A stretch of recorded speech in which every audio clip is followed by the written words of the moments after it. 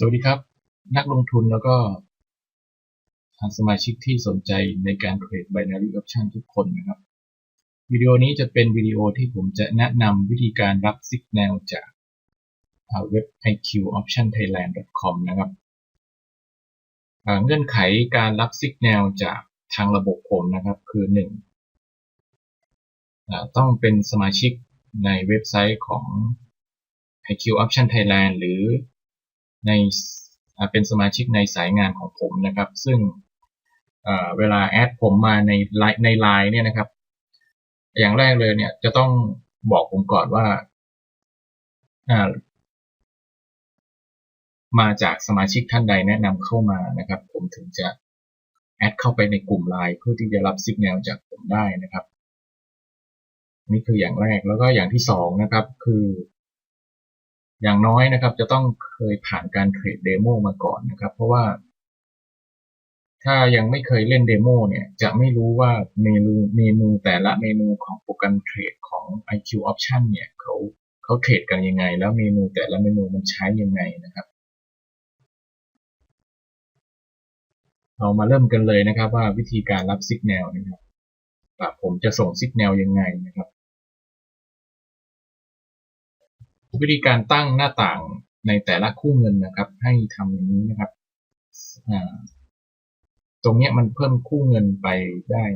ทั้งหมดเยอะนะครับมากกว่า5คู่เงินแต่ว่าเวลาผมส่งสัญญาณเนี่ยผมจะเน้นส่งในประมาณ5คู่เงินนะครับคู่เงินแรกก็คือสกุลเงิน EJ นะครับแล้วก็ที่2ก็คือ GU นะครับเวลาเราจะเพิ่มคู่เงินในหน้าต่างตรงนี้นะครับให้เรามาคลิกเครื่องหมายบวกตรงนี้นะครับแล้วก็เลือกเป็น binary ทั้งหมดนะครับเลือกเป็น binary ทั้งหมดแล้วก็คลิกตรง forex แล้วผมจะให้คู่เงินให้สัญญาณการเทรด5คู่นะครับ EJ GU แล้วก็ EU นะครับ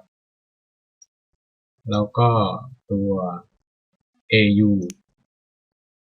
อีกตัวจะเป็น UCAT นะครับทั้งหมด5คู่เงินส่วนจะเพิ่มคู่เงินไหนเข้าไปอีกนะครับแล้วเดี๋ยวผมจะแจ้งให้นะครับว่าจะเพิ่มสกุลเงินหรือว่าตัวไหนเข้าไปอีกนะแต่เบื้องต้นเนี่ยผมจะให้สัญญาณการเทรด5คู่เงิน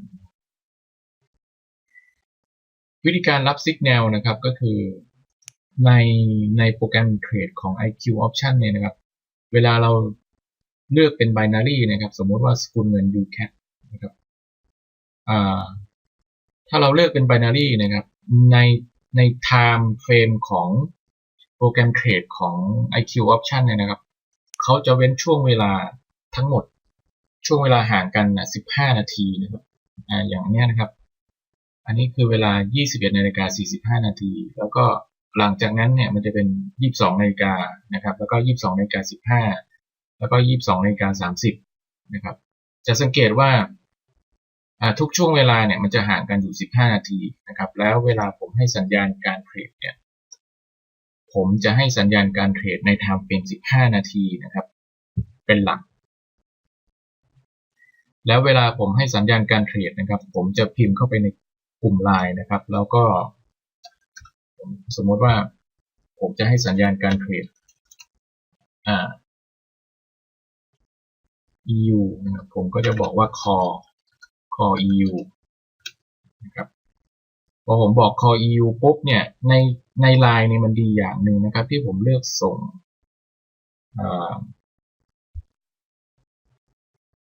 สัญญาณในไลน์เนี่ยเพราะว่าในไลน์มันจะมีเวลาบอกนะครับว่าผมส่งสัญญาณเนี่ยผมพิมพ์เข้าไปเนี่ยเวลาไหนนะครับอย่างอันนี้นะครับอันนี้ผมพิมพ์เข้าไปเวลา 5:31 นาทีนะครับคือ 5:31 PM ก็คือ 5:31 นาทีนะครับเวลาผมพิมพ์เข้าไปในไลน์เนี่ยนะครับแล้วสมาชิกเห็นว่าผมพิมพ์เวลาไหนนะครับเวลาเทรดเนี่ยถ้าจะให้ดีคือเข้าตามที่ผมเทรดเลยผมเข้าเทรด 5:31 ก็คือเทรดพร้อมกันเลยนะครับแต่ถ้าเข้าช้ากว่านั้นนะครับ สมมติว่าผมคอ EU ผมยกตัวอย่างนะครับ EU คลิกกราฟ EU ขึ้นมาแล้วก็ผมคอ EU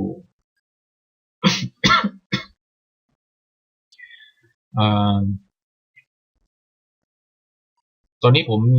มีทุนอยู่1,000 เหรียญใช่ไหมครับผมคอ EU ไป100 เหรียญตอนนี้เวลา 21 นาฬิกา 29 นาทีมันจะหมดสัญญานี้นะครับเมื่อเวลา 21 นาฬิกา 45 นาทีนะครับอันนี้ผมก็จะพิมพ์ call EU เข้าไปสมมติว่าผมพิมพ์เข้าไปเนี่ยใน LINE เนี่ยจะบอกว่าผมพิมพ์ข้อความเนี่ยเวลา 21 นาฬิกา 29 นาทีแล้วเวลาสมาชิกนะครับรับสัญญาณการเทรดจากผมเนี่ยต้องดูด้วยนะครับว่าผมพิมพ์เวลาเท่าไหร่นะครับหลังจากผมพิมพ์แล้วเนี่ยถ้าสมมติว่าผมคอก็คือซื้อขึ้นนะครับผมวิเคราะห์ว่ามันจะขึ้นเนี่ยผมคอเสร็จแล้วเนี่ยเมื่อคอเสร็จแล้วนะครับถ้าสมาชิกคนไหนเข้าไม่ทันเนี่ยนะครับต้องรอหรืออีกวิธีหนึ่งก็คือถ้าผมคอปุ๊บคอก็คือซื้อขึ้นใช่ไหมครับแล้วก็พอผ่านไปผมพิมพ์ไปเวลา 21 นาฬิกา 29 นาทีนะครับพอผ่านไปสัก2 นาทีเนี่ยกราฟมันลงมาต่ำกว่าที่ผมคออย่างเนี้ยนะครับแสดงว่าสมาชิกคนที่เข้าช้ากว่าผมเนี่ยเขาได้ราคาดีกว่าผมนะครับได้ราคาซื้อที่ดีกว่าผมก็คือซื้อต่ำกว่าผมนะครับอันนี้คือในกรณีที่คอก็คือซื้อขึ้นนะครับถ้าได้ในราคาที่ต่ำกว่าผมเนี่ยยังถือว่าโอเคอยู่นะครับแต่ถ้าผมพิมพ์เข้าไปเวลา 21 นาฬิกา 29 นาทีแล้วผมคอแล้วเนี่ยนะพอเวลาผ่านไปสัก5 นาทีเนี่ยสมาชิกเพิ่งมาเปิดดูไลน์ว่าผมพิมพ์ข้อความเนี้ยผ่านไปละ5 นาทีแต่ถ้ากราฟเนี่ยมันขึ้นมาสูงแล้วเนี่ยนะครับแสดงว่าสมาชิกท่านนั้นน่ะไม่ทันผมต้องรอใหม่นะครับรอสัญญาณใหม่เพราะว่าในการเทรด binary option เนี่ยมันชนะกันแค่ point เดียวนะครับบางทีผมคอราคานี้นะครับ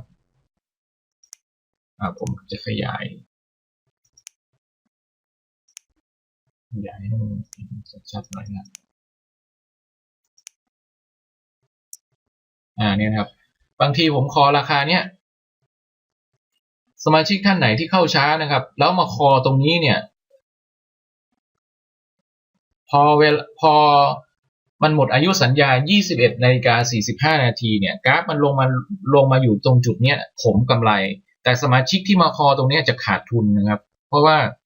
ราคามันเหลื่อมล้ำจากผมไปเยอะมากนะครับอันนี้คือทำความเข้าใจก่อนนะครับแต่ถ้าเกิดว่าผมบอกคอนะครับแล้ว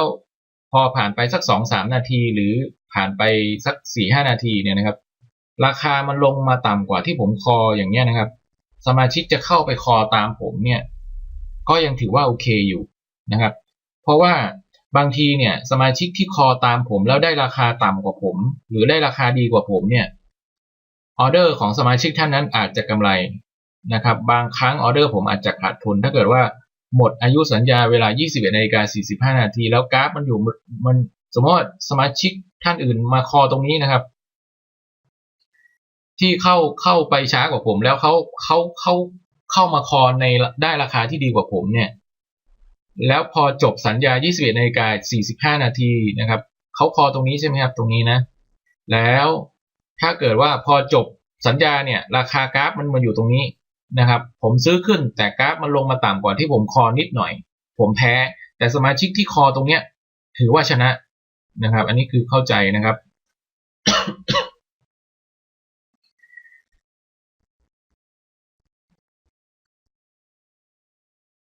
อันนี้คือการรับ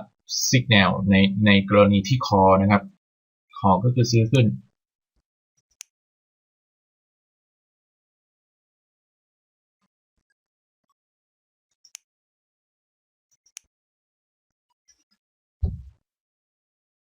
ในกรณีที่พุทบ้างนะครับพุทก็คือเซลล์ก็คือซื้อลงวิเคราะห์ว่ากราฟมันจะลงนะครับเรามาดูกราฟอันนี้นี่มันตอนนี้เวลา 21 นาฬิกา 34 นาทีนะครับยังมีโอกาส ก็คือ21 นาฬิกา 45 นาทีมันจะหมดสัญญาณนะครับสมมติว่าผมจะพุทตัวUCAT นะครับผมก็พูดไปเสร็จแล้วเนี่ยพอผมจะพูดพวกผมจะพิมพ์เข้าไปในไลน์นะครับแล้วกติกาเดิมครับคือว่าผมพิมพ์เข้าไปเวลาไหนตอนนี้สมมติว่าผมพูด UCAT เรียบร้อยเนี่ยผมพิมพ์เข้าไปเวลา 21 นาฬิกา 34 นาทีนะครับอย่างเนี้ยนะครับแสดงว่าสมาชิกท่านอื่นเนี่ยถ้าเกิดว่าเข้าไปดูข้อความที่ผมพิมพ์เข้าไปเนี่ยเห็นข้อความเนี้ย 21 นาฬิกาสัก39 นาทีแล้วราคามันขึ้นมาสูงกว่าที่ผมพุทเนี่ยนะครับก็สามารถเข้าไปพุทตามได้นะครับแต่ถ้าเกิดไม่ทันเนี่ยนะครับราคากราฟมันลงมาตรงจุดนี้แล้วเนี่ยนะครับจะพุทตามผมเนี่ยก็ยังถือว่าเสี่ยงอยู่นะครับถ้าไม่ทันเนี่ยต้องรอจังหวะใหม่อย่าฝืนนะครับเดี๋ยวผมจะพิมพ์เข้าไปในนี้นะครับเพื่อให้สมาชิกเนี่ยได้กำไรอย่างต่อเนื่องนะครับกดในการรับสัญญาณนะครับผมจะพิมพ์เข้าไปตัวใหญ่ๆเลย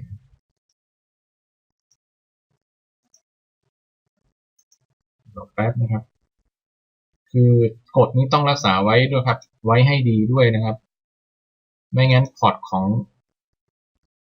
องท่านจะเสียหายนะครับ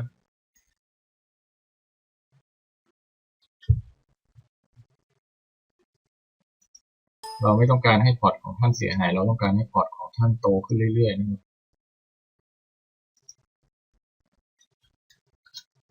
กฎการเทรด binary option แล้วก็กฎกติกานะครับ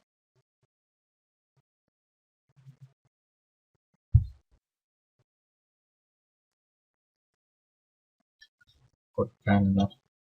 การสัญญาณ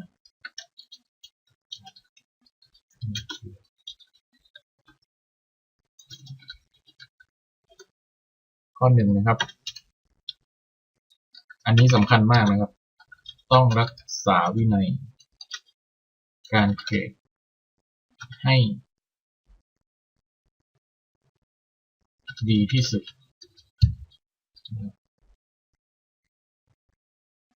ต้องรักษาวินัยการเทรดให้ดีที่สุดนั่นหมายความว่าเวลาเทรดนะครับเวลาเทรดเนี่ยการรักษาวินัยการเทรดข้อแรกนะครับคือ1เวลาเปิดออเดอร์แล้วเนี่ยนะครับอย่าเปิดออเดอร์ซ้ำอีกนะครับการเทรด binary option เนี่ยเราต้องรักษาอารมณ์นะครับควบคุมอารมณ์ของเราเนี่ยให้ได้นะครับควบคุมอารมณ์เราเนี่ยให้ได้นะครับถ้าเราควบคุมอารมณ์เราไม่ได้เนี่ยมันจะเหมือนการเล่นการพนันนะครับสมมุติว่าผมบอกสัญญาณไป3ครั้งแล้วชนะติดต่อกัน3ครั้งแล้วครั้งที่4แพ้นะครับใครที่ควบคุมอารมณ์ตัวเองไม่ได้นะครับรักษากฎข้อนี้ไม่ได้เนี่ยเมื่อเราเสียออเดอร์ไป1ออเดอร์นะครับอารมณ์ของทุกคนนะครับอยากได้คืนนะครับอาจจะเข้าไปเทรดโดยที่ผมยังไม่ทันส่งสัญญาณคือเข้าไปเทรดเองนะครับแล้วก็ไม่ได้เทรดด้วยการบริหาร Money Management ก็คืออาจจะใส่มากกว่า 10% ของทุนนะครับหรืออาจจะมากกว่านั้นเพราะนั้นมีโอกาสที่จะทำให้พอร์ตมันเสียหายได้ง่ายนะครับอันนี้คือต้องรักษาวินัยข้อนี้ไว้ให้ดีนะครับต้องรักษาวินัยการเทรดให้ดีที่สุดนะครับอย่าพยายามเทรดเองนะครับเราจะเทรดเองก็ต่อเมื่อทุกท่านเป็นมืออาชีพแล้วนะครับเป็นนักวิเคราะห์ที่เป็นมืออาชีพแล้วนะครับอันนั้นเทรดเองได้ผมไม่ห้ามนะครับแล้วก็ข้อที่2ก็คือห้ามเปิดออเดอร์หลายๆออเดอร์ในคู่เงินเดียวกันและในเวลาอายุสัญญาเดียวกันเพราะว่าในการเทรด binary option เนี่ยสมมติว่าผม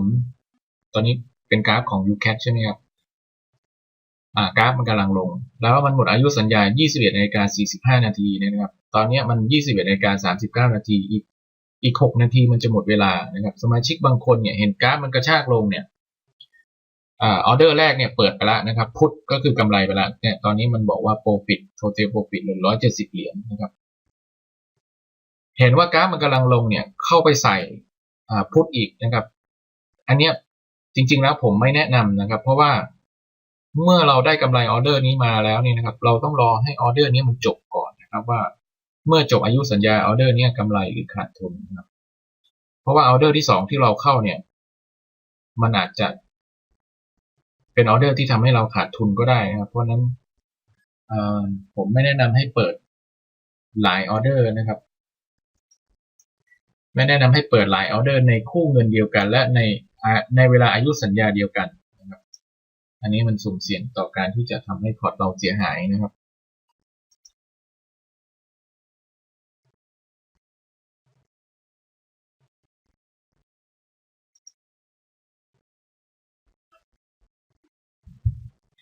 โอเคนะครับถ้ามีอะไรเพิ่มเติมอีกนะครับผม